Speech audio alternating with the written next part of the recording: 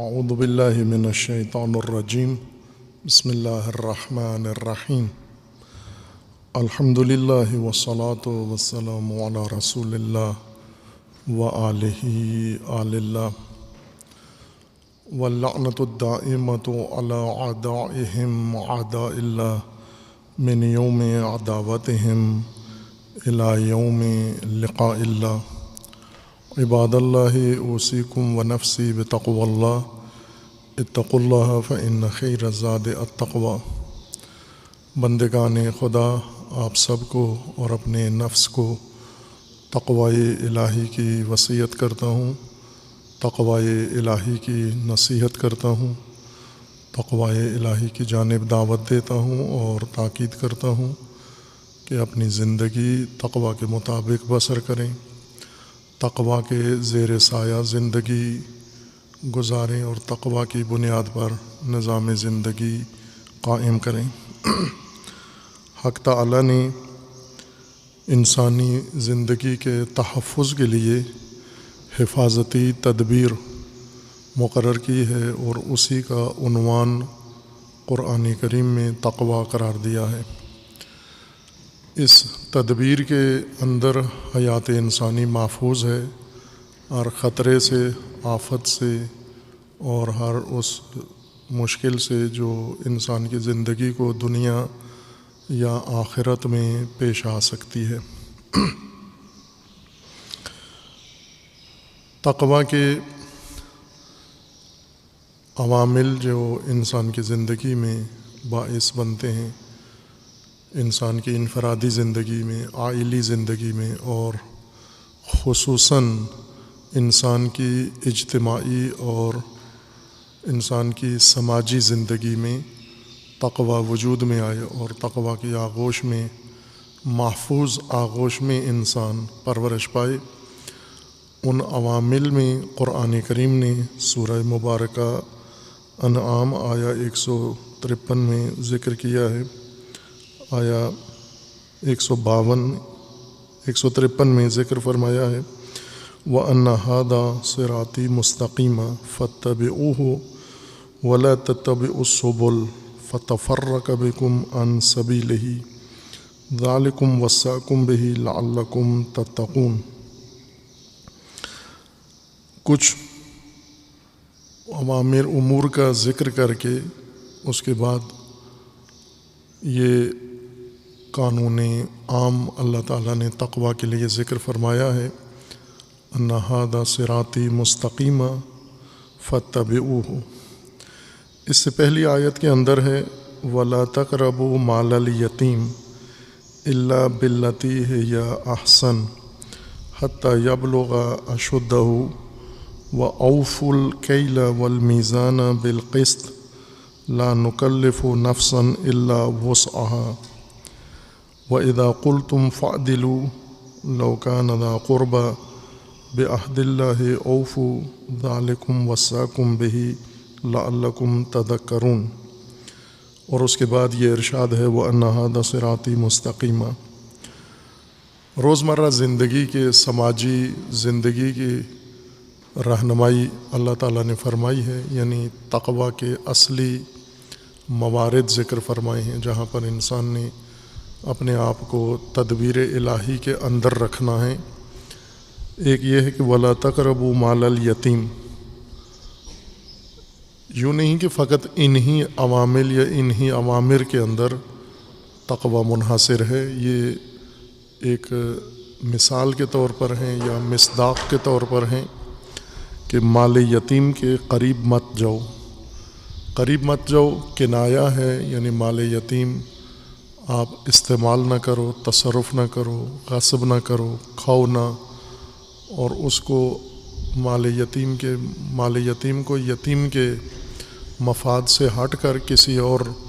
استعمال میں نہ لاؤ تم، یعنی تصرف نہ کرنا، مال یتیم کو اپنے استعمال میں نہ لانا، جس طرح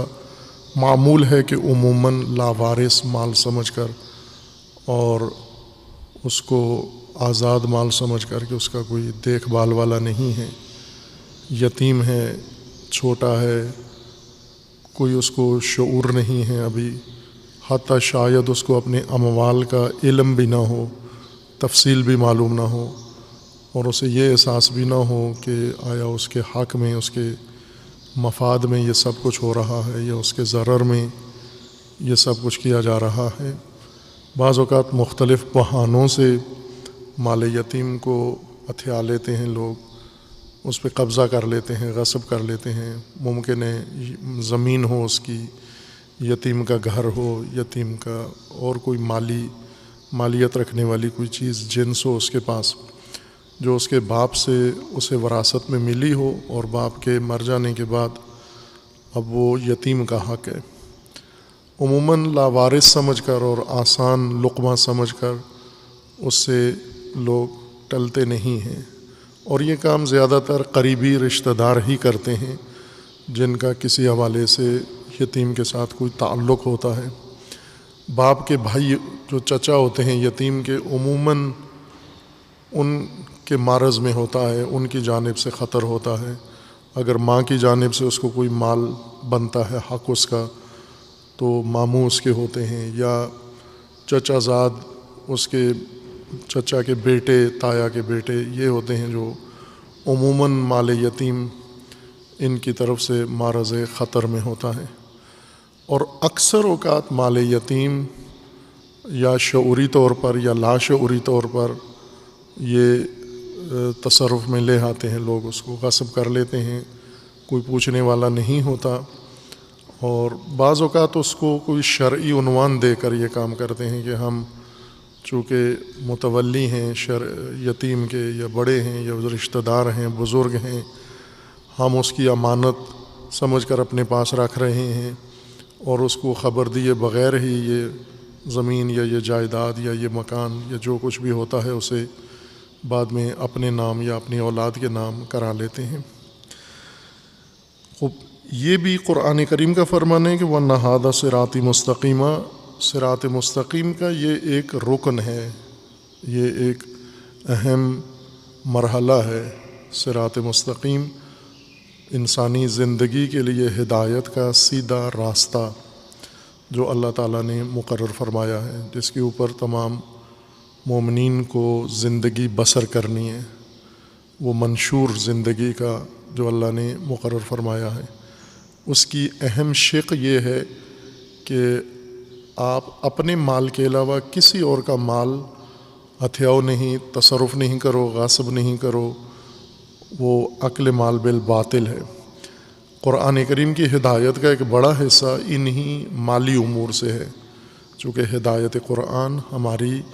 اس زندگی سے تعلق رکھتی ہے، یہی موجودہ زندگی جو ہم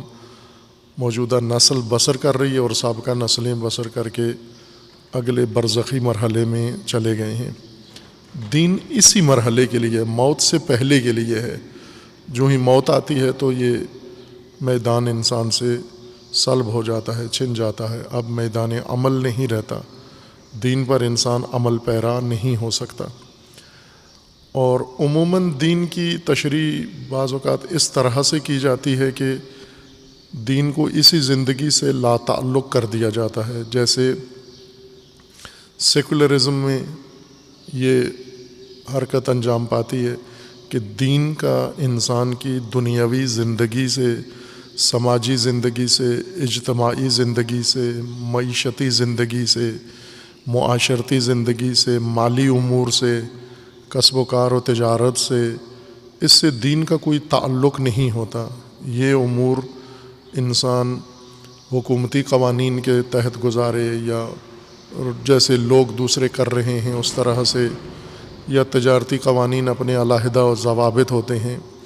یہ ایک سوچ ہے کہ دین آخرت کے لیے ہے، دین معنویت کے لیے ہے، دین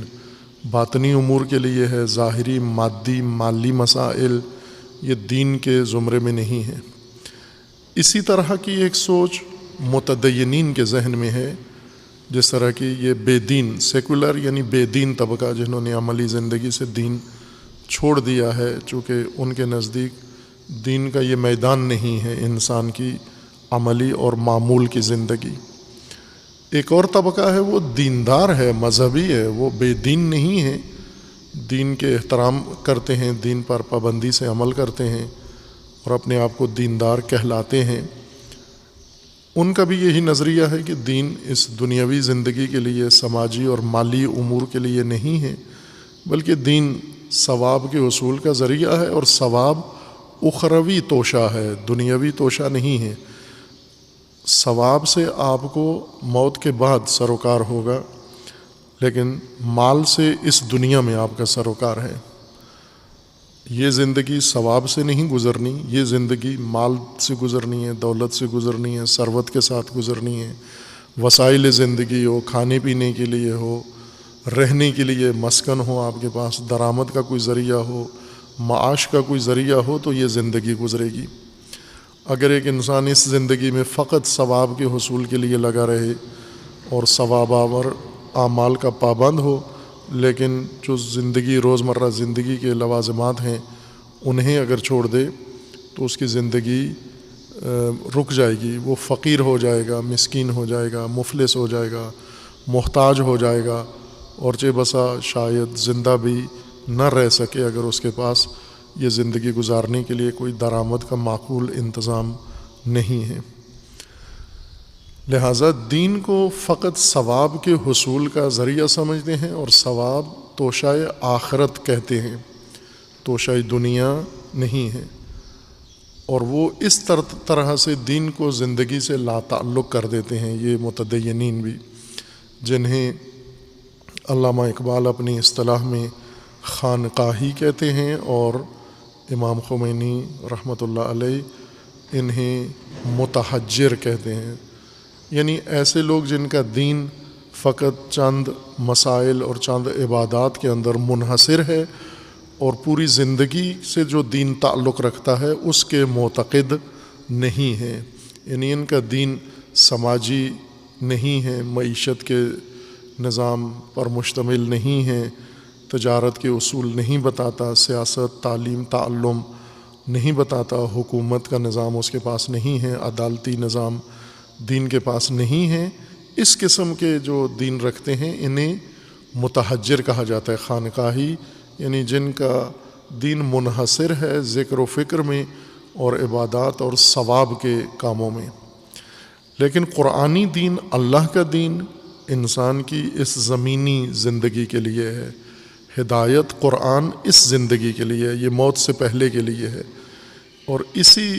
زندگی میں انسان نے آخرت کا توشہ بھی فراہم کرنا ہے، دنیا کو دین کے ذریعے آباد کرنا ہے، اور پھر اس آباد دنیا میں آخرت کی کھیتی، اسے فصل وہاں سے محصول حاصل ہونا ہے۔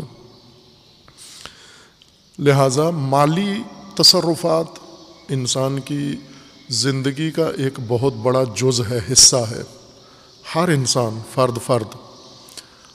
مالی امور بنیاد رکھتے ہیں، مال انسان کی دنیاوی زندگی کی اساس ہے اور بنیاد ہے۔ انبیاء کرام ہوں، ان کی زندگی گزرنے کے لیے بھی انہیں مال کی ضرورت ہے، یوں نہیں ہے کہ انبیاء کو مال کی ضرورت نہیں ہے اور وہ فقط عبادتوں سے ہی اپنا پیٹ بھی بھرتے ہیں، عبادتوں سے اپنا لباس بھی بناتے ہیں، اور عبادتوں سے ہی اپنے روزمرہ کے اور بیوی بچوں کے لوازمات فراہم کرتے ہیں۔ انبیاء کو بھی مال کی ضرورت ہے، اور اسی طرح معصومین کو مال کی ضرورت ہے، متدینین کو مال کی ضرورت ہے، بلکہ جو لوگ اللہ کی راہ میں، راہ خدا میں زندگی بسر کرتے ہیں اور پابند ہیں، انہیں شاید دوسروں سے زیادہ مال کی ضرورت ہے، چونکہ ان کا مال صرف اپنی ذاتی نجی زندگی پر ہی خرچ نہیں ہونا، بلکہ انہوں نے مال کے ذریعے سے راہ خدا کو بھی آباد رکھنا ہے، راہ خدا کو بھی زندہ رکھنا ہے، اور فرائض دینیاں بھی اپنے انجام دینے ہیں، انہوں نے اپنی سماجی اجتماعی ذمہ داریاں بھی بجا لانی ہیں۔ اس لیے ان کے لیے مال کی دوسروں سے بھی زیادہ اہمیت ہے اور ضرورت ہے۔ یوں نہیں کہ مومن با تقوی انسان کو مال کی ضرورت نہیں ہوتی، اور مال اگر انسان حاصل کرے یا کمائے تو فوراً انسان دنیا دار ہو جاتا ہے اور تقوی کی حد سے باہر ہو جاتا ہے۔ بلکہ تقویٰ کا ایک اہم میدان ہی مالی امور ہیں کہ انسان اپنی ضروریات زندگی، روزمرہ کے وسائل، اپنے اہل و عیال، ذوی الحقوق کے لیے جو کچھ فراہم کرتا ہے، مال اس کے لیے ضرورت ہے اور وہ اس کے واجبات میں سے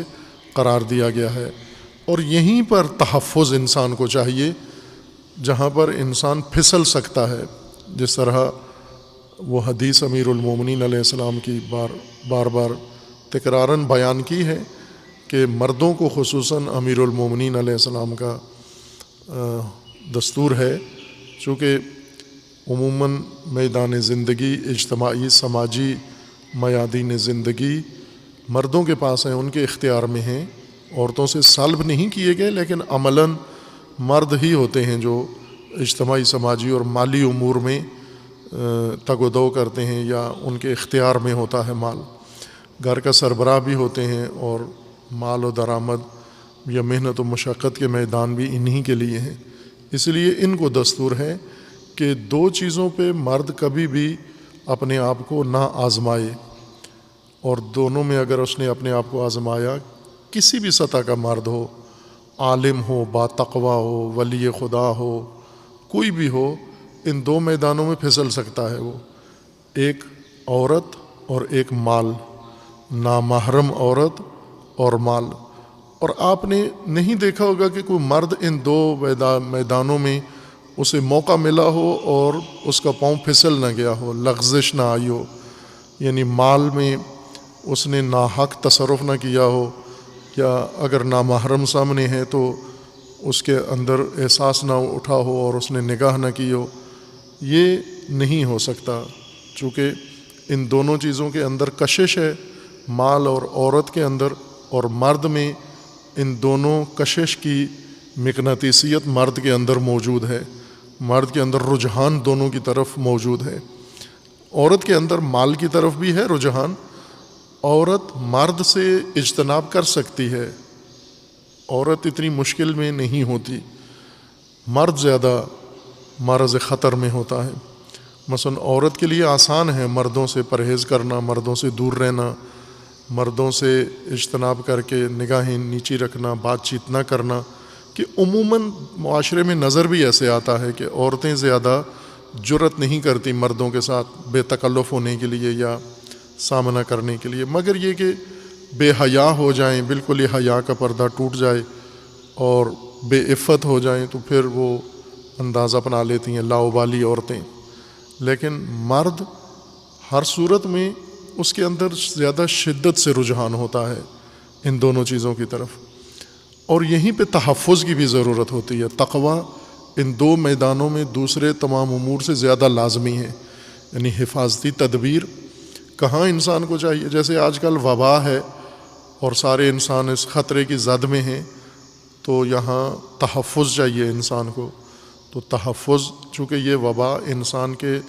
تنفسی نظام کے لیے ہے، یہ وائرس، یہ جرثومہ انسان کے تنفسی نظام پر حملہ ور ہوتا ہے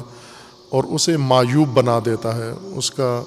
تنفس کا نظام خراب کر دیتا ہے، سانس کی تکلیف میں انسان کو مبتلا کر دیتا ہے، پھپھڑے انسان کے ناکارہ بنا دیتا ہے، تنفسی نظام کو ناکارہ کر دیتا ہے. تو تحفظ بھی یہاں پر اسی نظام تنفس کے لیے ہی تحفظ کی ضرورت ہے. یہاں پر پیٹ کے لیے تحفظ نہیں چاہیے، چونکہ معدے پہ حملہ ور نہیں ہوتا یہ جرثومہ، یا انسان کے گردوں پہ حملہ ور نہیں ہوتا، یا انسان کی جلد پر حملہ ور نہیں ہوتا، یہ تنفس پر حملہ ور ہوتا ہے. تو تنفس ہی کو محفوظ بنانے کی ضرورت ہے، اس تدبیر کی ضرورت ہے کہ انسان کا تنفس محفوظ ہو. اس لیے جو تدبیریں طبیبوں نے، ڈاکٹروں نے، ماہرین نے بتائی ہیں وہ ساری تنفسی تحفظ کے لیے ہیں. اسی طرح اللہ تعالیٰ نے تقویٰ کا جو انسان کے لیے نظام بنایا ہے، حفاظتی تدبیر زندگی میں، اس کا تعلق بھی انسان کی عملی زندگی کی انہی مشکلات سے ہے، ان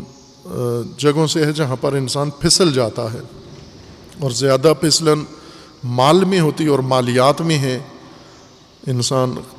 بسا اوقات شعوری طور پر، بعض اوقات لاشعوری طور پر مالی بے نظمی کا شکار ہو جاتا ہے۔ یہ عمومی مشکل ہے، اس پر بڑے باتقویٰ بھی پھسل جاتے ہیں، ہو جاتی ہے ان سے بھی، کہیں نہ کہیں سے جواز نکال لیتے ہیں، ڈھونڈ لیتے ہیں مال میں تصرف کرنے کا، اپنے لیے حق بجانب سمجھتے ہیں، یا یہ سمجھتے ہیں کسی کو علم نہیں ہے، اگر ٹھیک نہیں بھی ہے تو بھی میں تصرف کر گزرتا ہوں۔ اس لیے تقویٰ کا ایک بڑا حصہ مالیات سے مربوط ہے، چونکہ سماجی زندگی کی بنیادی جو اکائی ہے، رکن ہے سماجی زندگی جس کے اوپر قائم ہے انسان کی، بلکہ عائلی زندگی اور نجی زندگی کا بڑا حصہ وہ مال کے اوپر ہے کہ مال انسان نے کیسے حاصل کرنا ہے، کہاں خرچ کرنا ہے، ذخیرہ کرنا ہے، حلال طریقے اس کے، ناجائز طریقے اس کے، یہ سب تقویٰ ہی کی تفصیل ہے اور تقویٰ ہی کی تفسیر ہے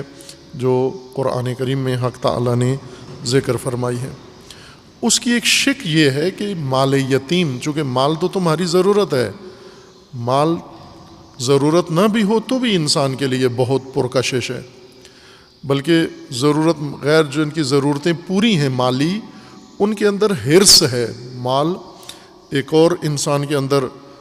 رجحان پیدا کرتا ہے، یا انسان کے نفس میں مال کے بارے میں ایک حالت طاری ہو جاتی ہے، کیفیت بنتی ہے جس کو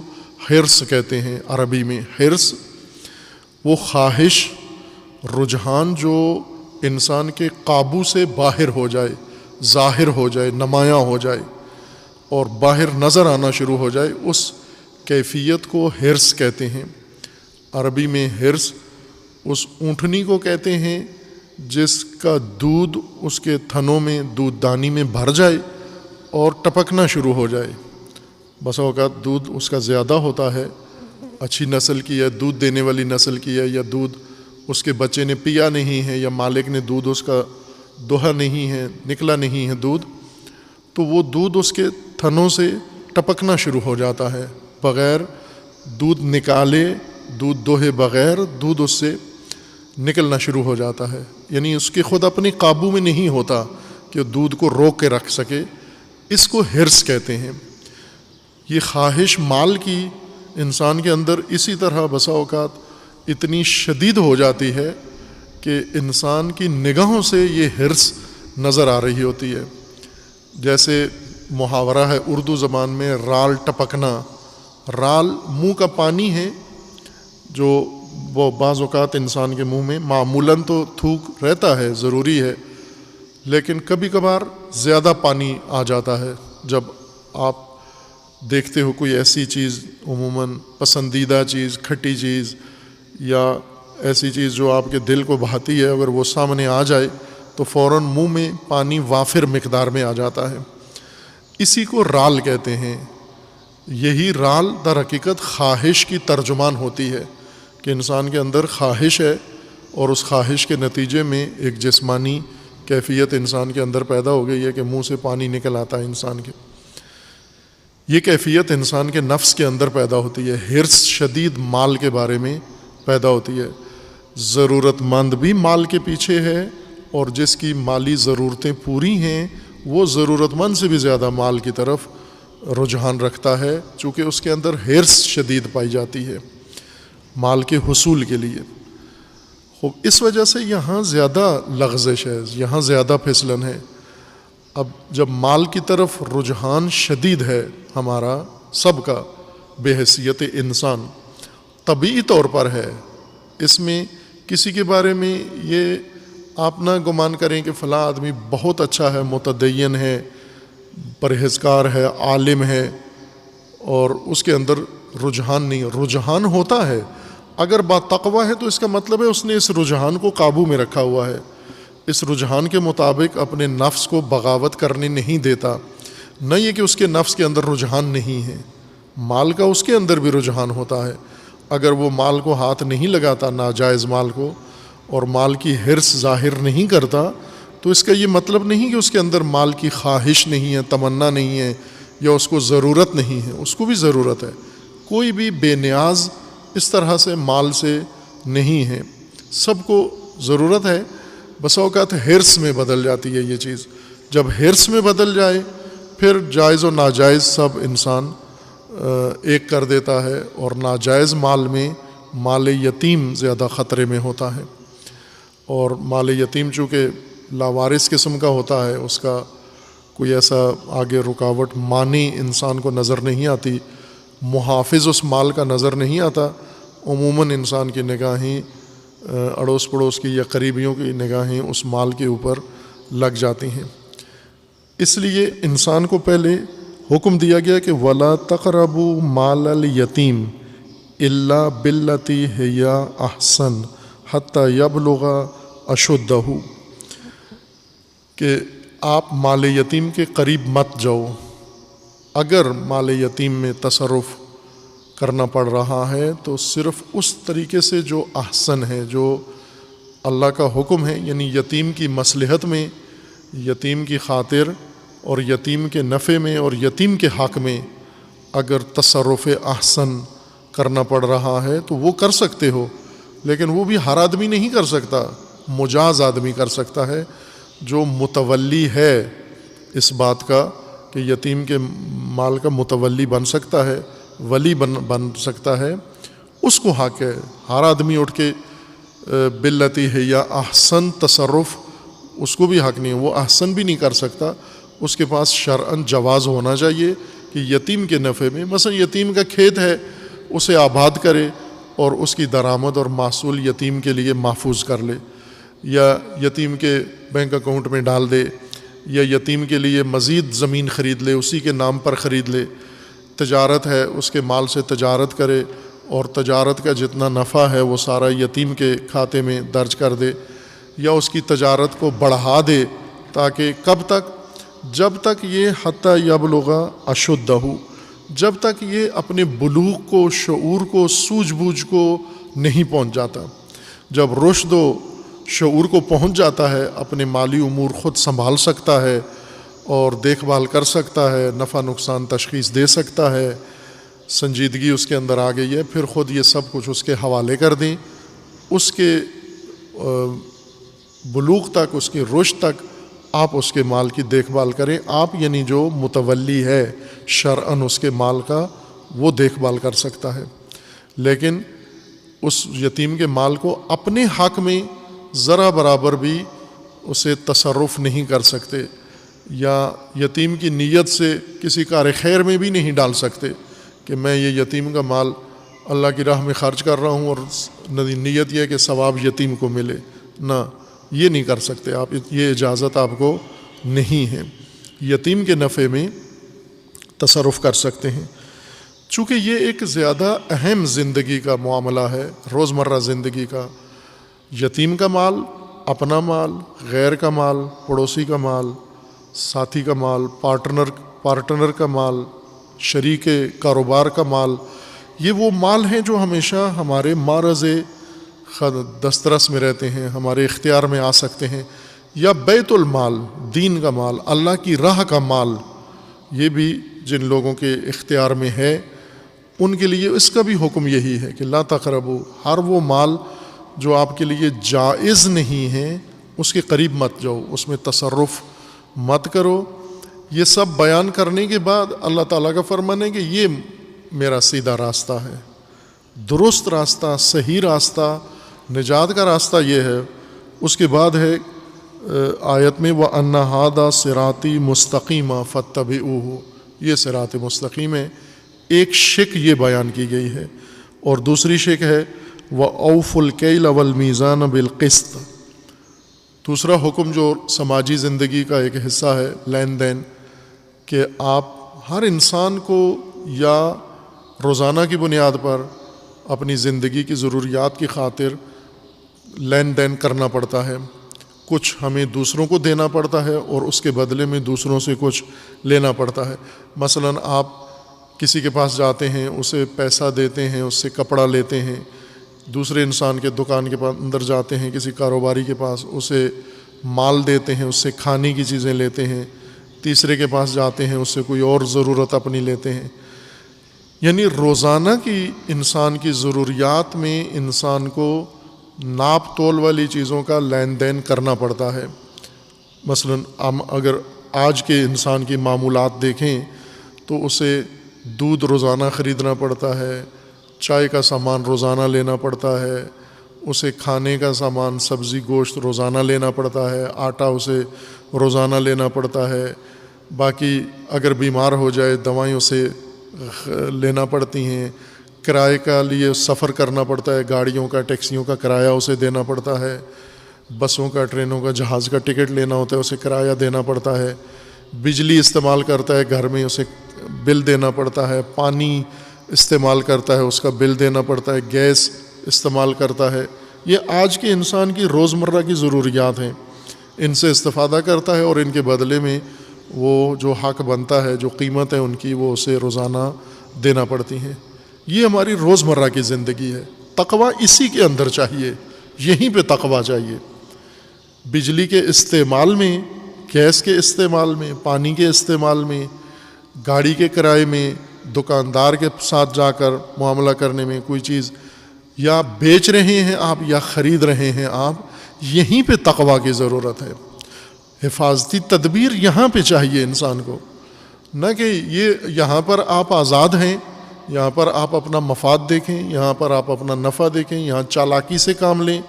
یہاں کوشش کریں کہ بجلی استعمال کریں، چوری کریں بجلی اور بل نہ دیں، گیس استعمال کریں بل نہ دیں، پانی استعمال کریں بل نہ دیں،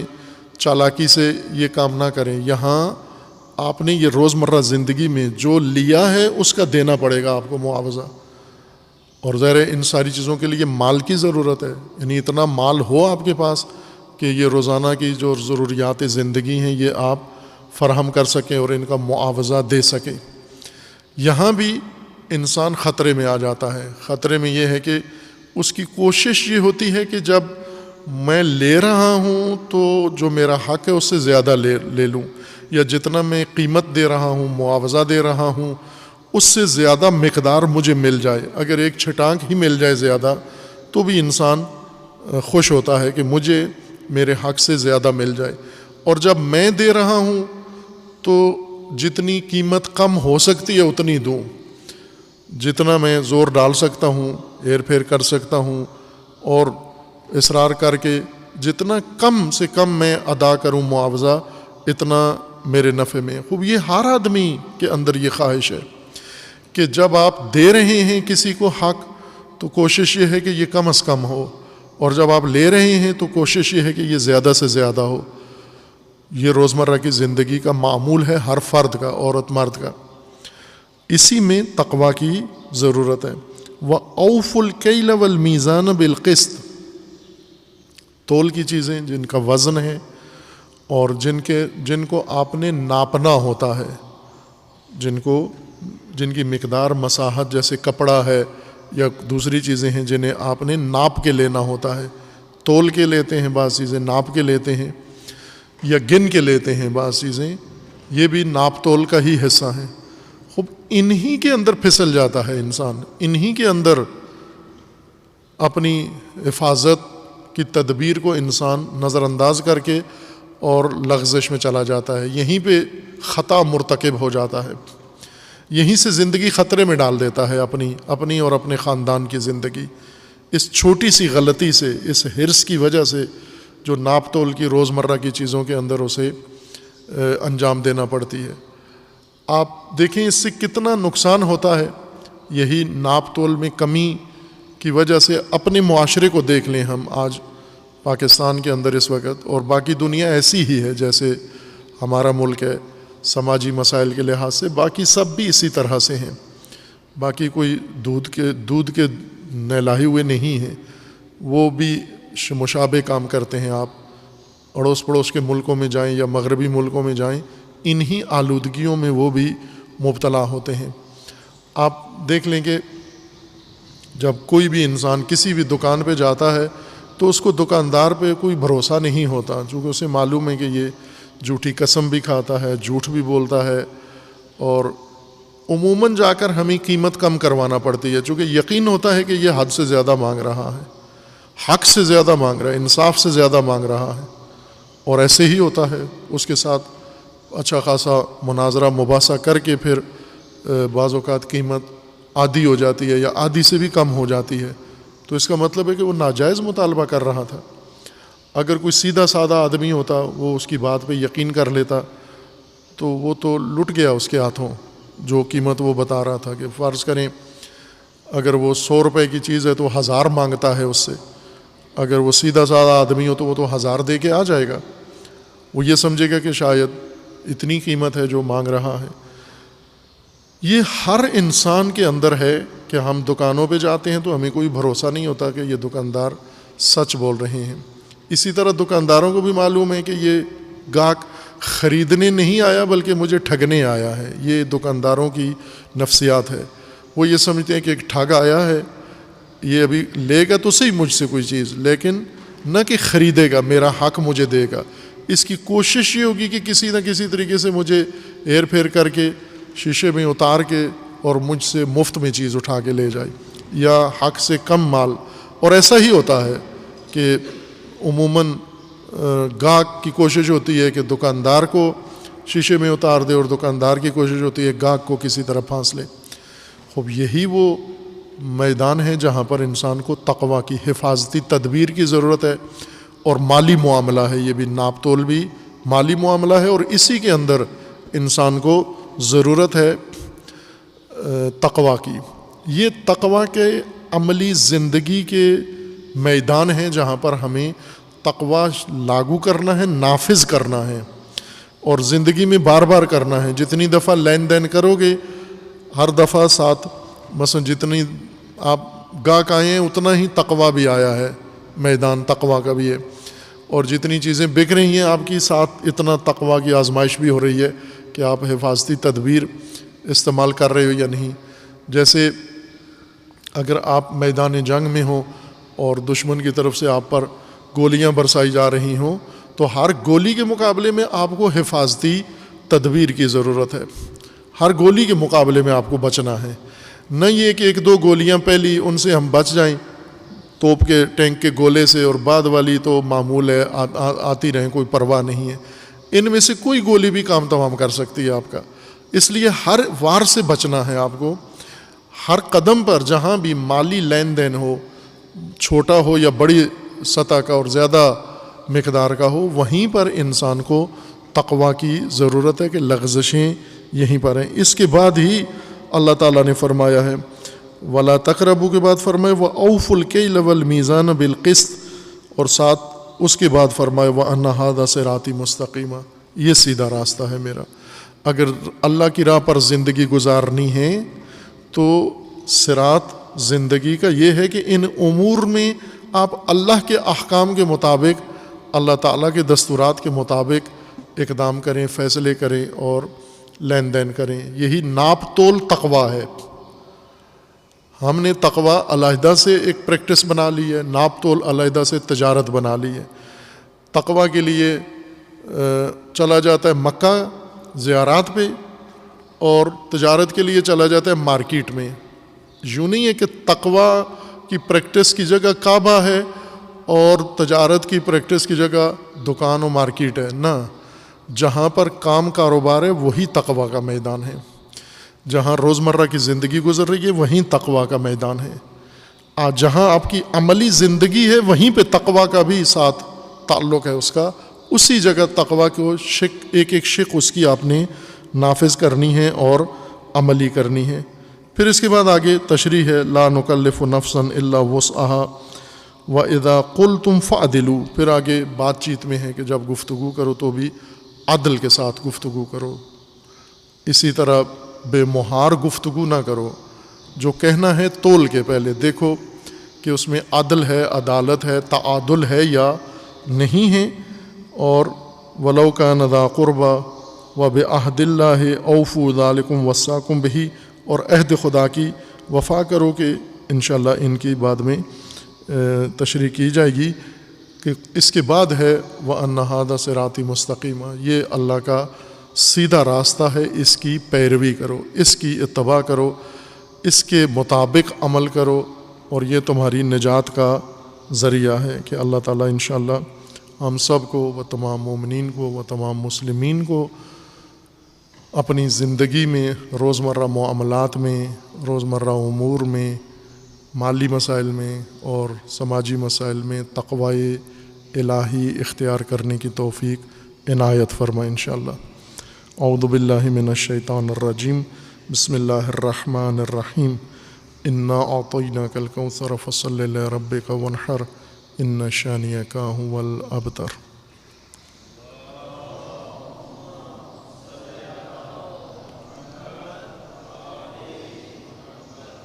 اعوذ باللہ من الشیطان الرجیم، بسم اللہ الرحمن الرحیم، الحمد للہ والصلاة والسلام علی رسول اللہ وآلہ آل اللہ، سیما علی امیر المؤمنین علی ابن ابی طالب علیہ الصلاۃ والسلام وفاطمۃ الزہرا سیدۃ النساء العالمین والحسن والحسین سیدی شباب اہل الجنہ وصبطی الرحمہ وعلی ابن الحسین محمد ابن علی وجعفر ابن محمد وموسیٰ ابن جعفر وعلی ابن موسیٰ ومحمد ابن علی وعلی ابن محمد والحسن ابن علی والحجۃ ابن الحسن القائم المنتظر المہدی، حجج اللہ علی عبادہ و امناؤہ فی بلادہ واللعن علی اعدائہم اجمعین من الآن الی قیام یوم الدین۔ عباد اللہ اوصیکم و نفسی بتقوی اللہ، اتقوا اللہ فإن خیر الزاد التقوی۔ بندگان خدا، آپ سب کو اور اپنے نفس کو تقوی الہی کی وصیت کرتا ہوں، تقوی الہی کی نصیحت کرتا ہوں، تقوی الہی کی جانب دعوت دیتا ہوں اور تاکید کرتا ہوں کہ اپنی زندگی تقوی کے مطابق بسر کریں، تقوی کی بنیاد پر نظام زندگی قائم کریں اور تقوی کو اپنی زندگی کا منشور قرار دیں۔ حق تعالیٰ نے انسان کی زندگی کی حفاظت تقوی کے ذریعے سے فراہم کی ہے، تدبیر بنائی ہے، اور مومنین کو حکم ہے کہ تقوی اپنائیں۔ تقوی کا اہتمام حق تعالیٰ نے خوبصورت انداز سے کیا ہے، اور ان میں ایک اہم اہتمام روز جمعہ ہے، ہفتگی اہتمام تقوی کی تاکید کا، تقوی کی دعوت کا، تقوی کے متعلق مومنین کی رہنمائی کا اہتمام خاص کیا ہے۔ روز جمعہ روز اجتماع و روز جمعیت مومنین و مسلمین، لیکن متاسفانہ یہ اہم اہتمام شرعی و دینی و الہی و قرآنی، یہ فہم دین میں، معرفت دینی میں اور شناخت دین میں یہ مشکل کا شکار ہو گیا ہے۔ خصوصاً امامیہ کے اندر اہل سنت کے ہاں بھی اقوال ہیں، مختلف ہیں، لیکن تقریباً ان کے ہاں مشہور قول اور عمومی قول یہی ہے کہ نماز جمعہ واجب ہے، تعینی،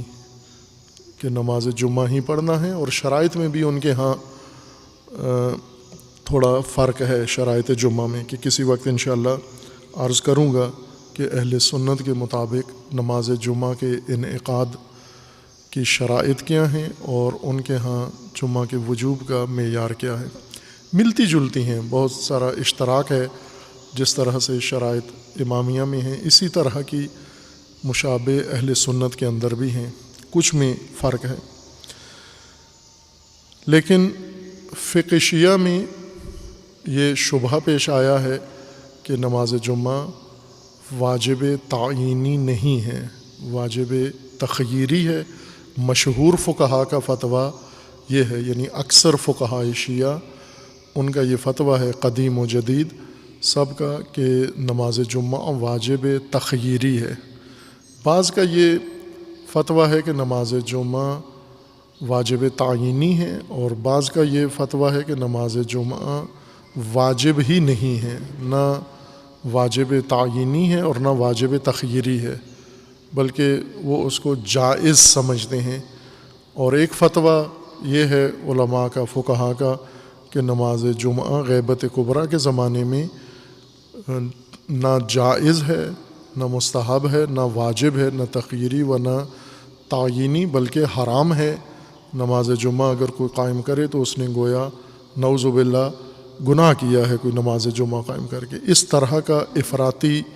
فتویٰ بھی نماز جمعہ کے متعلق موجود ہے۔ خوب یہ تشویش کیوں پیدا ہوئی ہے اتنی کہ حرمت کا بھی فتویٰ ہے، جواز کا بھی ہے، تخییری واجب تخییری کا بھی ہے اور واجب تعینی کا بھی ہے؟ یہ بعض نصوص میں روایات کے اندر استعمال ہونے والے جو اصطلاحات الفاظ ہیں ان کو سمجھنے میں جو اختلاف پیدا ہوا ہے، اسی وجہ سے فتویٰ کا بھی اختلاف موجود ہے۔ اب ہم جائزہ لے رہے ہیں کہ نماز جمعہ ایک دفعہ تشریح ہو جائے فقہ امامیہ کے مطابق، اس کی پوری حقیقت سامنے آ جائے، عوام کے سامنے، مومنین کے سامنے۔ علماء پڑھتے ہیں فقہ مدرسوں کے اندر، لیکن وہ جو کچھ درسوں میں پڑھا جاتا ہے وہ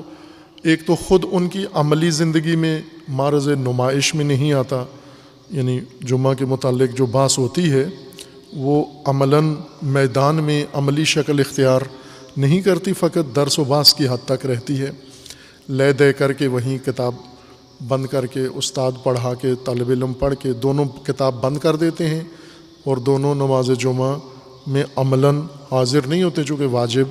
تعینی نہیں ہے تو ضرورت نہیں ہے۔ عوام الناس عموماً اس درسی فقہی پہلو سے بھی ناآگاہ ہیں، بے خبر ہیں کہ اصل جمعہ ہے کیا، جمعہ کی شرائط کیا ہیں، یا جمعہ کی تفصیل کیا ہے، یا دین کے اندر شریعت مقدسہ کے اندر اور خصوصاً مکتب امامیہ کے مطابق نماز جمعہ کی اہمیت کیا ہے، مقام کیا ہے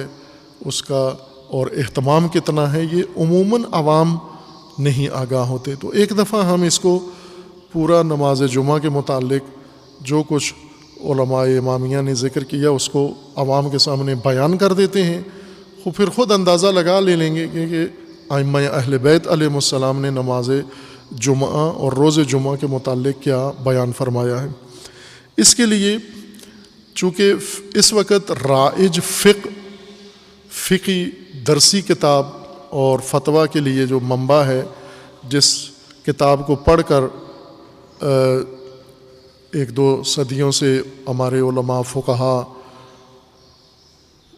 فقاہت کے درجے پر پہنچتے ہیں، وہ شہید ثانی کی کتاب ہے، لمعہ، شرح اللمعہ کے نام سے ہے۔ شہید اول نے اس کا متن لکھا ہے، شہید ثانی نے اس کی شرح لکھی ہے، تفسیر، اور یہی درسی کتاب ہے۔ نجف میں یہی پڑھائی جاتی ہے، قم کے حوزے میں یہی پڑھائی جاتی ہے، پاکستان میں، افغانستان میں جہاں بھی شیعہ مدرسہ ہے وہاں پر یہی کتاب پڑھائی جاتی ہے۔ پہلے تو یہ آخری کتاب ہوتی تھی فقہ کی، اسی کو پڑھ کر علماء فارغ التحصیل ہو جاتے تھے۔ اب یہ ایک ابتدائی کتابوں میں شمار ہوتی ہے اور اس سے آگے فقہ کا دورہ آگے لمبا ہوتا ہے۔ یہی شہید ثانی جن کی فقہ اس وقت رسماً کہہ سکتے ہیں ہم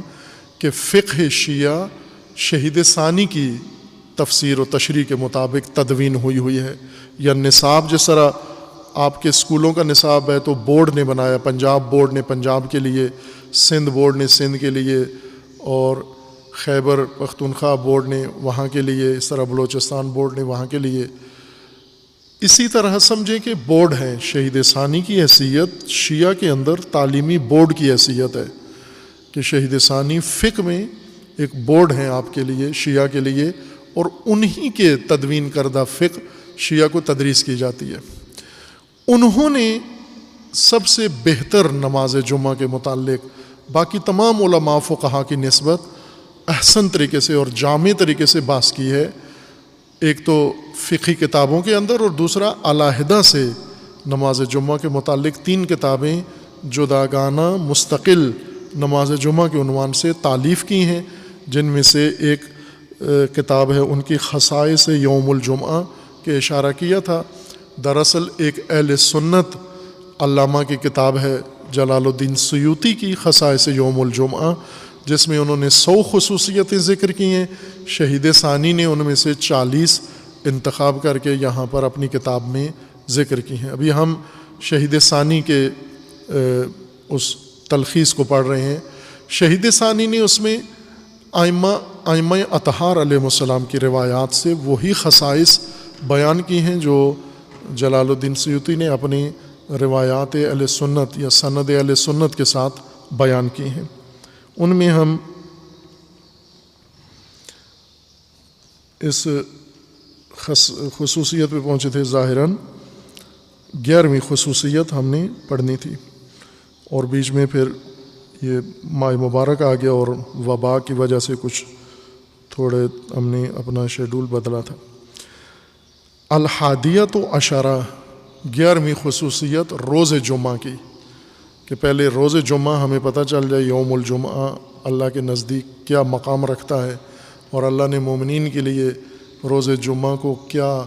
حیثیت دی ہے۔ پھر ہم روز جمعہ کے فرائض، آداب، نماز اور باقی امور کی طرف آتے ہیں۔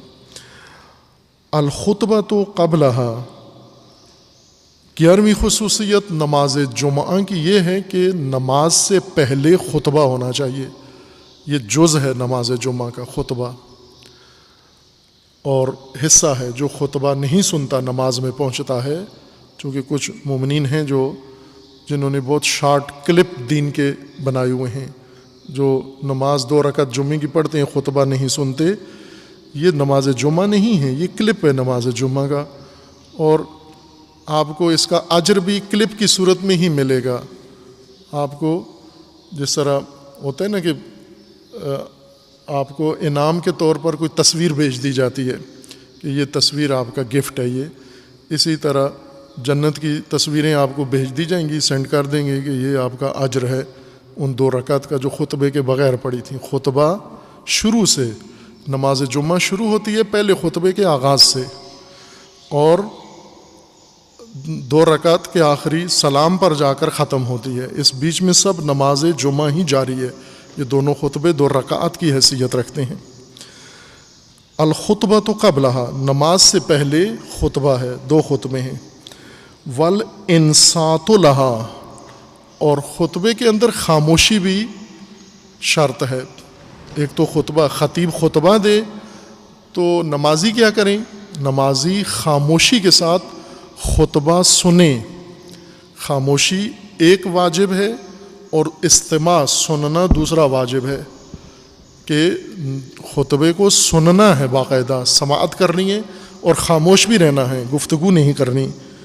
قال رسول اللہ صلی اللہ علیہ وآلہ وسلم اذا قلت لصاحبک یوم الجمعہ انصت والامام یخطب فقد لغوت۔ رسول اللہ صلی اللہ علیہ وآلہ وسلم کا فرمان ہے کہ ہم رسول اللہ کے فرامین بھی چونکہ علماء سے، ذاکروں سے، خطیبوں سے سنتے ہیں،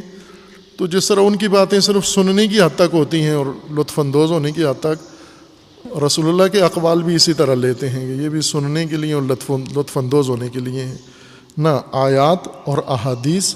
یہ خطابت کی طرح نہیں ہیں۔ آیات و احادیث ہمارے لیے جو دین بیان کرتی ہیں وہ عمل کے لیے ہے، اس کو سنجیدہ لیں، اسے نوٹ کریں، ان احادیث کا مضمون کہ یہ تو میرے روزمرہ کا دستور ہے۔ جمعہ پڑھنے کا طریقہ رسول اللہ نے بیان فرمایا ہے۔ رسول اللہ فرماتے ہیں کہ اگر نماز جمعہ میں آپ بیٹھے ہوئے ہیں صفوں میں، ظاہر قریب قریب بیٹھتے ہیں، ابھی تو کورونا صفیں ہیں، لیکن یہ نماز جمعہ کی جو معمول کی ادب ہے یا نماز جماعت کا، وہ یہ نہیں ہے۔ یہ کسی فقہ کے اندر، نہ شیعہ کے اندر نہ سنی کے اندر 6 فٹ کی نماز جائز نہیں ہے جماعت۔ یہ نمازیں باطل ہیں، جماعت نہیں ہے، بلکہ شاید ایک طرح سے تضحیق دین ہے اور تمسخر نماز ہے۔ یہ فاصلوں سے کھڑے ہو کے جماعت پڑھنا، فرادہ پڑھ سکتے ہیں آپ علیحدہ علیحدہ کھڑے ہو کے، اگر جماعت ممکن نہیں ہے تو پھر یہ جماعت نہیں ہو سکتی 6 فٹ پر کھڑے ہو کر، پھر فرادہ بہتر ہے، فرادہ پڑھیں، جماعت سے نہ پڑھیں۔ جب جماعت نہیں ہو سکتی یا جماعت نہیں کرنے دے رہے تو پھر یہ مذاق نہ دین کا بنائیں، بلکہ فرادہ پڑھیں، زیادہ بہتر ہے۔ نماز جمعہ چونکہ فرادہ نہیں ہو سکتی، حتماً جماعت کے ساتھ ہوگی، نماز عید اور نماز جمعہ۔ البتہ ابھی مشہور فتویٰ یہ ہے کہ نماز عید فرادہ ہو سکتی ہے، لیکن عید و جمعہ کا ایک ہی حکم ہے، جیسا خطبہ عید میں عرض کیا تھا کہ یہ دونوں جماعت کے ساتھ ہونی ہے۔ نماز جمعہ خطبہ ہوگا اور اس میں ذرا قریب قریب بیٹھے ہوئے خطبہ سن رہے ہیں، اور شریک کب ہونا ہے نماز جمعہ میں؟ خطبے کے وقت سے شروع ہونا ہے آپ نے، اور خطبے کے دوران خطیب جمعہ امام جمعہ خطبہ پڑھ رہا ہے اور نیچے نمازی اپنے ساتھی کو اذا قلت لصاحبک یوم الجمعہ، آپ اپنے ساتھی کو جو ساتھ بیٹھا ہوا ہے اس نے کوئی بات کی اور آپ نے اسے کہا خاموش رہو، انصت، آپ اس کو چپ کرا رہے ہیں، وہ باتیں کر رہا ہے، وہ فون سن رہا ہے، وہ کوئی اور حرکت کر رہا ہے، اور آپ اسے خاموش کرا رہے ہو کہ چپ کر کے خطبہ سنو۔ رسول اللہ فرماتے ہیں کہ اس نے تو غلط کام کیا جس نے گفتگو کی خطبے کے دوران، لیکن یہ جس نے چپ کرایا اس نے بھی لغو کام کیا ہے، بیہودہ کام کیا ہے، غلط کام کیا اس نے بھی، چونکہ خطبے کے درمیان بول پڑا ہے۔ یہ جیسے مولانا نے لوگوں کو نماز سکھائی اور انہیں کہا کہ نماز کے اندر بولنا نہیں ہے، چونکہ نئی سیکھی ہوئی تھی نماز جماعت کے اندر، جماعت شروع ہوئی تو ایک بول پڑا، تو دوسرے نے اس کو تذکر دیا نماز کے اندر ہی کہ نماز میں نہیں بولا کرتے، خاموش رہتے ہیں، تو اپنی طرف سے تو اس نے نصیحت کی لیکن خود بھی اپنی نماز بھی باطل کر لی، چونکہ یہ بھی تو گفتگو ہے نماز کے اندر۔ جس طرح نماز جماعت کے اندر یا فرادہ نماز کے اندر گفتگو نہیں کر سکتے، اور کوئی گفتگو کر رہا ہے تو اس سے یہ گفتگو روکنے کے لیے کہہ بھی نہیں سکتے، چونکہ آپ کی بھی نماز باطل ہو جائے گی، اسی طرح خطبے کے دوران بھی آپ اسے یہ بھی نہیں کہہ سکتے کہ چپ رہو، اس حد تک بھی خطبے کے دوران گفتگو کرنا جائز نہیں ہے۔ والامام یخطب فقط لغوتا، یہ لغو اور بیہودہ بات کی ہے۔ وقال صلی اللہ علیہ وآلہ وسلم، رسول اللہ صلی اللہ علیہ وآلہ وسلم سے ایک اور روایت ہے، من توضأ یوم الجمعہ فاحسن الوضوء، جس نے روز جمعہ وضو کیا، وضو واجب ہے،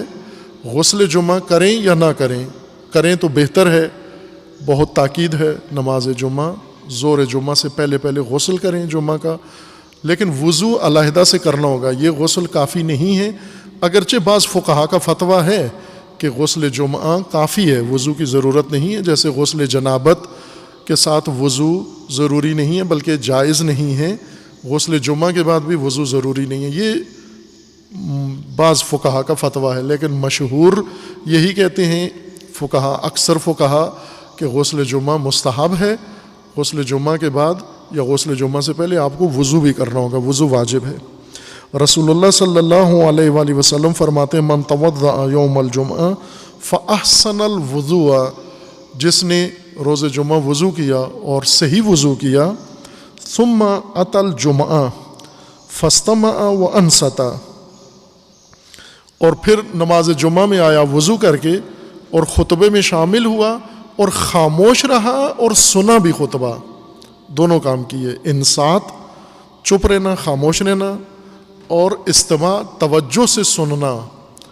سماع کہتے ہیں ویسے کان میں آواز پڑتی رہے، ہم توجہ کریں یا نہ کریں،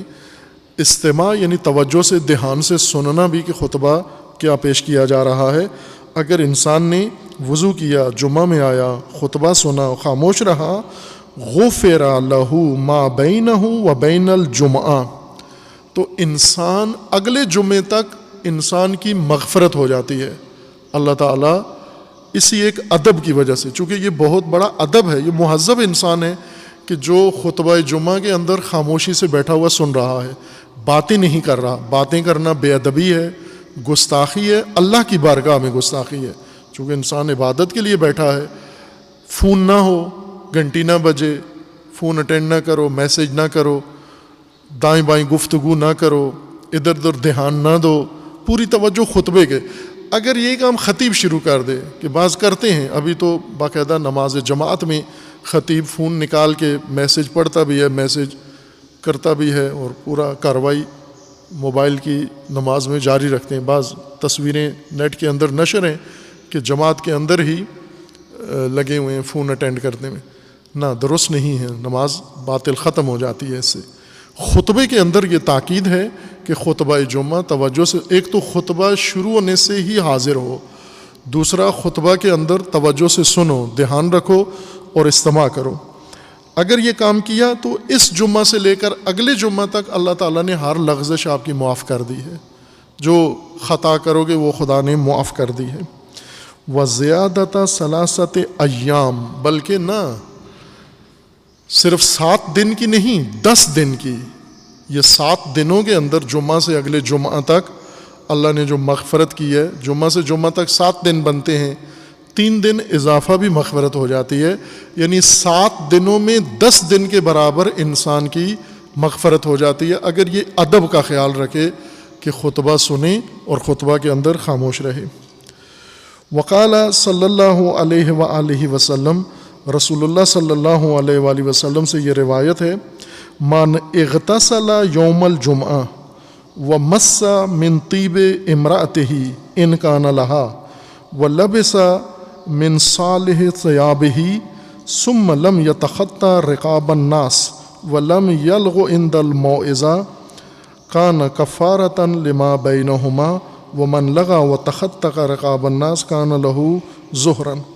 یہ روایت دھیان سے سنیں، جمعہ کا ادب بیان کر رہی ہے۔ حضور فرماتے ہیں کہ جس نے روز جمعہ غسل کیا، اغتسل یوم الجمعہ،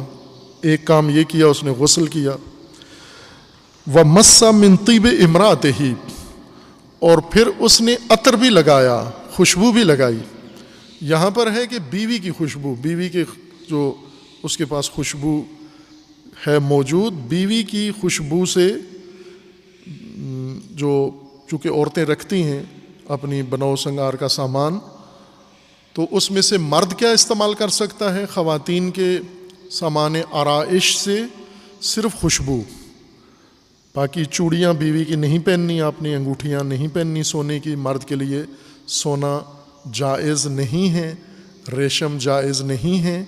یہ بعض کپڑے ریشمی ہوتے ہیں، یہ بوز کی، اگر خالص بوز کی ہو یہ ریشم کی بنی ہوتی ہے، جائز نہیں ہے، نماز نہیں ہوتی اس کے اندر، یہ بعض بڑے خاص نماز جمعہ بوزگی کے ساتھ پہنتے ہیں، یہ نہیں ہوتی۔ اس طرح بعض کپڑے ریشمی ہیں، خالص ریشم کے ہیں، خالص ریشم کے کپڑوں میں نہیں، جائز ہی نہیں ہے مرد کے لیے ریشم پہننا۔ اب ریشمی کپڑا ہر ایک کو کہتے ہیں، کاٹن کے مقابلے میں جو وہ فیبرک ہو تو اس کو بھی ریشمی کہتے ہیں، لیکن ریشم سے مراد وہ جو کیڑا ریشم بناتا ہے، اس ریشم سے جو کپڑا بنتا ہے وہ مرد نہیں پہن سکتا، نہ نماز میں نہ بغیر نماز کے، نماز پہنے تو درست نہیں ہے اس کی نماز۔ عورتوں کے لیے بناؤ سنگار کا بہت کچھ سامان ہوتا ہے، تو مرد اس میں سے خوشبو استعمال کرے، باقی خواتین کے لیے ہی رہنے دے، نیل پالش نہ لگائے، پاؤڈر نہ لگائے، سرخی نہ لگائے، باقی بھویں وغیرہ ان عورتوں کے پاس بہت سامان ہے، سرما، یہ صرف عورت کی خوشبو اگر ہے اس کے پاس، شیشی عطر اس نے رکھا ہوا ہے تو وہ استعمال کرے۔ خوب یہ کیوں کہا گیا ہے کہ بیوی کی خوشبو استعمال کرے؟ چونکہ عموماً مرد نہیں رکھتے اپنے لیے علیحدہ سے، خوشبو کا اہتمام نہیں کر کے رکھتے، لیکن یہ اس زمانے کی، رسول اللہ اپنے زمانے کی بات کر رہے تھے کہ اس وقت عربوں کے پاس، مردوں کے پاس نہیں ہوتا تھی خوشبو۔ رسول اللہ صلی اللہ علیہ وآلہ وسلم کو خوشبو بہت پسند تھی، اور تنہا ہدیہ، رسول اللہ جو ہدیہ پسند کرتے تھے، لوگ پوچھتے بھی تھے کہ ہدیہ لائیں آپ کے لیے، کیا لائیں گے؟ تو حضور خوشبو پسند کرتے تھے۔ اور روایات میں بھی ہے کہ تمہاری دنیا سے مجھے 3 چیزیں پسند ہیں، جن میں سے ایک خوشبو ہے، یعنی دنیاوی امور سے رسول اللہ فرماتے ہیں کہ مجھے 3 چیزیں بہت پسند ہیں، ایک خوشبو ہے، اچھی خوشبو۔ خوب یہ اچھی خوشبو عید کے دن، اچھی خوشبو جمعہ کے دن، چونکہ جمعہ بھی عید ہے، مرد استعمال کریں۔ اس وقت مردوں کے پاس نہیں ہوتی تھی خوشبو، علیحدہ سے مرد نہیں رکھتے تھے، عورتیں رکھتی تھیں خوشبو، تو حضور نے اس لیے فرمایا کہ اگر اپنے پاس نہیں ہے، تمہاری اپنی شیشی نہیں ہے، عطر نہیں ہے، تو آپ خواتین کا اگر ہے گھر میں پڑا ہوا تو وہی استعمال کر کے آ جایا کرو۔ ان کا نہ لہا، اگر بیوی ہے، زوجہ ہے اور اس کے پاس خوشبو ہے تو وہ بھی لگا کے آئے۔ جس نے غسل جمعہ کیا اور خوشبو لگائی، وَلَبِسَ مِن صَالِحِ ثِيَابِهِ، اور جس نے اپنے بہترین کپڑے جو اس کے پاس موجود کپڑے ہیں پہننے کے، ان میں سے جو بہترین صالح ترین کپڑا ہے، یعنی باوقار ہے، دھلا ہوا ہے، اجلا ہے اور سالم لباس ہے جو اس کے پاس، وہ پہنے، اپنا بہترین لباس پہنے جمعہ کے دن، اور پھر جمعہ میں آئے، یہ غسل کر کے، خوشبو لگا کے اور بہترین کپڑے پہن کے یہ سسرال نہ چلا جائے وہاں، بلکہ جمعہ پڑھنے آئے، نماز جمعہ میں آئے، شرکت کرے۔ نماز جمعہ میں خوب زیر ترتیب سے آتے ہیں، کچھ مومنین پہلے آ جاتے ہیں، جو پہلے آتے ہیں وہ پہلے بیٹھیں آ کر، جو بعد میں آتے ہیں اسی ترتیب سے بیٹھتے جائیں۔ لیکن لگتا ہے جیسے آج کل ہوتا ہے، رسول اللہ کے زمانے میں بھی ایسا ہی ہوتا تھا کہ جو بعد میں پہلے آ جاتے ہیں وہ پیچھے بیٹھ جاتے ہیں، اور جو پیچھے بعد میں آتے ہیں وہ پہلے بیٹھنے کی کوشش کرتے ہیں۔ یہ جو بعد میں آتے ہیں اور پہلے آ کے بیٹھتے ہیں، یہ لوگوں کے اوپر سے پھلانگ کے آتے ہیں، ذرا آگے صفیں بنی ہوئی ہیں، صفوں کو چیر کے آتے ہیں، اوپر سے لوگوں کے سروں کے اوپر سے پاؤں گھما کے، کندھوں کے اوپر سے پاؤں گھما کے آتے ہیں، گردنیں لوگوں کی گردنوں کے اوپر سے پاؤں رکھ کر آگے آتے ہیں جہاں پر جمعیت زیادہ ہوتی ہے۔ تو حضور فرماتے ہیں کہ اگر غسل جمعہ کیا، خوشبو لگائی، بہترین کپڑے پہنے اور نماز جمعہ میں آئے ہو تو آ کر لوگوں کی گردنوں کے اوپر پاؤں رکھ کر آگے نہ آؤ، جہاں جگہ ہے وہیں بیٹھ جاؤ، وہاں پر آگے نہیں آنا۔ یہ بے ادبی ہے، یہ بھی بد تہذیبی ہے، یہ کہ مجلس میں دیر سے آ کے، پہلے آ کے، بعضوں کی عادت ہے دیر سے آ کے اسٹیج کے آگے آگے بیٹھتے ہیں اور سب کے اوپر سے پھلانگ کے آتے ہیں۔ خب ایک تو مجلس ڈسٹرب ہوتی ہے یا نماز، دوسرا خود نماز کی توہین ہے، جمعہ کی توہین ہے، بے ادبی ہے، انسان کی اپنی شخصیت اس سے گر جاتی ہے اس حرکت سے۔ جب جہاں آئے ہو خطبے کے دوران وہیں بیٹھ جاؤ، بعد میں جب صف بندی ہوگی تو آگے آنے کا موقع ہوتا ہے، جب قد قامت الصلاۃ کہتے ہیں تو اٹھ کے آگے آ جاؤ، وہاں پر گنجائش نکل آتی آگے آنے کی۔ وَلَبِسَ مِنْ صَالِحِ ثِيَابِهِ ثُمَّ لَمْ يَتَخَطَّ رِقَابَ النَّاسِ، لوگوں کی گردنوں پر پاؤں رکھ کے آگے نہ آئے۔ وَلَمْ يَلْغُ عِنْدَ الْمَوْعِظَةِ، اور خطبے کے دوران گفتگو بھی نہ کرے، اشارے بھی نہ کرے۔ كَانَ كَفَّارَةً لِمَا بَيْنَهُمَا، تو یہ جو اس نے اعمال کیے ہیں یہ اس کے گناہوں کا کفارہ ہو جائے گا۔ اللہ تعالیٰ ان آداب کی وجہ سے اس باادب انسان کی لغزشیں معاف کر دے گا۔ وَمَنْ لَغَا وَتَخَطَّى رِقَابَ النَّاسِ كَانَ لَهُ ظُهْرًا، لیکن جس نے یہ حرکتیں کیں اسے نماز ظہر پڑھنا چاہیے، وہ نماز جمعہ درست نہیں ہے اس کی۔ جس نے یہ چند کام کیے وہ نماز ظہر پڑھے، جس نے لوگوں کی گردنوں کے اوپر پاؤں رکھ کر آگے آیا۔ وَعَنْ أُبَيِّ بْنِ كَعْبٍ أَنَّ رسول اللہ صلی اللہ علیہ وآلہ وسلم قرأ یوم الجمعہ سورۃ براءۃ، ابی ابن کعب سے روایت ہے کہ رسول اللہ صلی اللہ علیہ وآلہ وسلم نے سورہ براءت، سورہ توبہ پڑھی نماز جمعہ میں۔ وَهُوَ قَائِمٌ يُذَكِّرُ بِأَيَّامِ اللَّهِ، اور رسول اللہ ایام اللہ کے تذکر دے رہے تھے انہیں۔ وَأَبُو الدرداء او ابو ذر الغفاری یغمزنی، تو نماز کے جب رسول اللہ وہ خطبے کے اندر برات سورہ توبہ پڑھ رہے تھے اور سورہ توبہ پڑھ کر انہیں تذکرات دے رہے تھے، تو دو صحابی بیٹھے ہوئے آپس میں باتیں کر رہے تھے، ابو درداء یا ابو ذر، ان دونوں میں سے کسی نے ابی ابن کعب کے ساتھ بات کی، یغمزنی یعنی اشارہ کیا۔ فقال متى نزلت هذه السورة انی لم اسمعها الا الان، جس طرح بیٹھے ہوئے دوسرے کو کہتے ہیں نا اشارہ کر کے، یہ کب نازل ہوئی ہے یہ سورہ، یہ تو رسول اللہ نے پہلے نہیں پڑھی تھی، آج ہی پڑھ رہے ہیں، آپ کو پتہ ہے یہ سورہ کب نازل ہوئی ہے؟ فاشار الیہ ان اسکت، تو دوسرے نے اشارہ کیا کہ چپ رہو۔ فلما انصرفوا قال سألتك متى انزلت هذه السورة فلم تخبرنی، جب خطبہ ختم ہوا، نماز ختم ہوئی، تو وہ آ کر پوچھا اس سے کہ میں نے نماز کے دوران آپ سے پوچھا تھا کہ یہ سورہ براءت کب نازل ہوئی ہے، تو آپ نے جواب نہیں دیا۔ فقال ابی، تو ابی ابن کعب نے جواب دیا، لیس لک اليوم من صلاتک الا ما لغوت، یہ جو تو نے بیچ میں خطبے میں بات کر دی، یہ پوچھا سورہ کب نازل ہوئی ہے، تو آپ نے لغو بات کر دیا، اب تیری نماز جمعہ نہیں ہوئی۔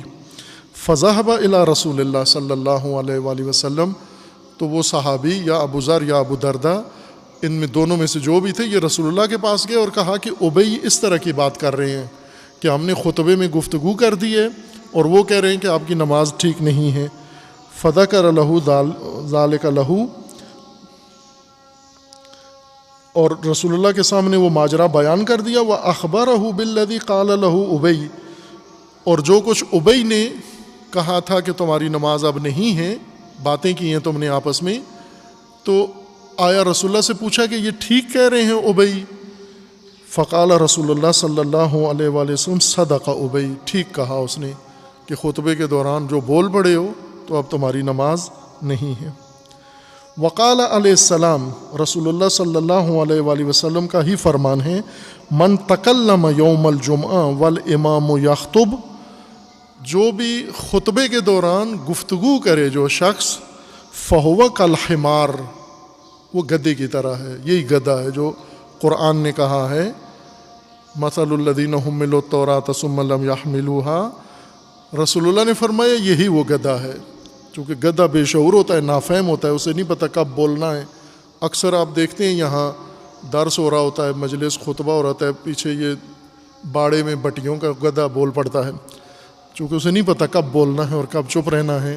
تو رسول اللہ نے فرمایا کہ یہ جو خطبے کے دوران بول پڑتا ہے یہ کل حمار ہے، یحمل اسفارا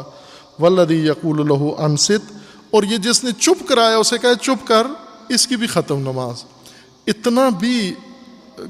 جائز نہیں ہے، اتنی مقدار بھی خطبے کے دوران جیسے نماز کے دوران جائز نہیں ہے، نہ بولنا نہ چپ کرانا. اسی طرح مثلا آپ کا ساتھی نماز کے دوران، جماعت کے دوران گفتگو کر رہے اور آپ اسے کہتے ہیں چپ رہو، تو دونوں کی نماز باطل ہے. خطبہ کے دوران بھی حضور فرماتے ہیں اسی طرح جب انسان خطبہ ہو رہا ہے تو خاموشی سے سنیں، دھیان سے سنیں. انصات اور استماع یہ دونوں ادب ہیں روز جمعہ کے لیے. یہ تاکید ہے کہ خداوند تعالیٰ انشاءاللہ ہمیں ان آداب کو عمل میں لانے کی توفیق عطا فرمائے اور حق کے روز جمعہ و نماز جمعہ سمجھ کر اسے ادا کرنے کی اللہ تعالیٰ سب کو توفیق عطا فرمائے انشاءاللہ. اعوذ باللہ من الشیطان الرجیم، بسم اللہ الرحمن الرحیم. قل هو اللہ احد اللہ الصمد لم یلد ولم یولد ولم یکن لہ کفوا احد.